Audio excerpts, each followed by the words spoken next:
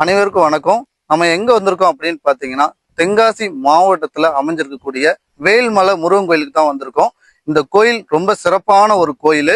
இங்க பாத்தீங்கன்னா அகத்தியர் வந்திருக்காரு. எங்க இருந்து வந்திருக்காரு அப்படின்னு பாத்தீங்கன்னா, திருக்குற்றாலத்துல இருந்து சுவாமி இங்க வந்திருக்காங்க. அதே மாதிரி குற்றாலத்துல ஒரு சுனை இருக்கு.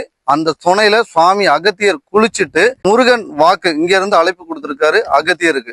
எப்பா நான் இங்க இருக்கேன், நீ வா அப்படின்னு.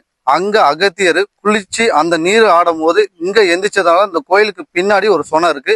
ரொம்ப விசேஷமான சுனை. இந்த சுனையில இருந்துதான் சுவாமிக்கு முருகனுக்கு அபிஷேகம் ஆகுது. அகத்தியர் அங்க தோண்டி இங்க எந்திரிச்சதாக இந்த கோயிலுக்கு ஒரு வரலாறே இருக்கு. இந்த கோயில் 1500 வருஷத்துக்கு பழமையான கோயில் அப்படின்னு சொல்றாங்க. இது மக்களால சொல்லப்பட்ட விஷயம்தான்.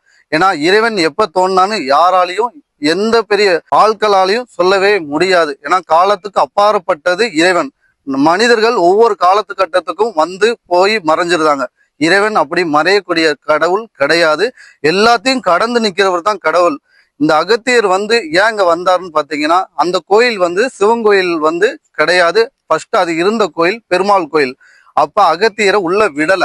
ஏன் விடல அப்படின்னு யோசிக்கும் போது அகத்தியரை நினைச்சு அங்க உள்ள வைணவர்கள் சைவர்கள் இவங்க 2 பேரும் கருத்து வேறுபாடுல அகத்தியரை உள்ள விடல. அதை நினைச்சிட்டு அகத்தியர் முருகப்பெருமான மனதார நினைக்கிறாரு.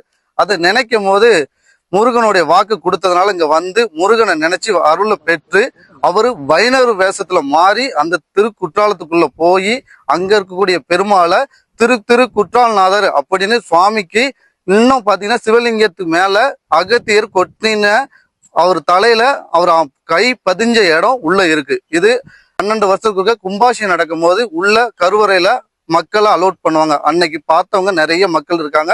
இப்பவும் அனுமதி இருக்கு. ஆனா அது 12 வருஷத்துக்கு ஒரு முறை தான் பார்க்க முடியும்.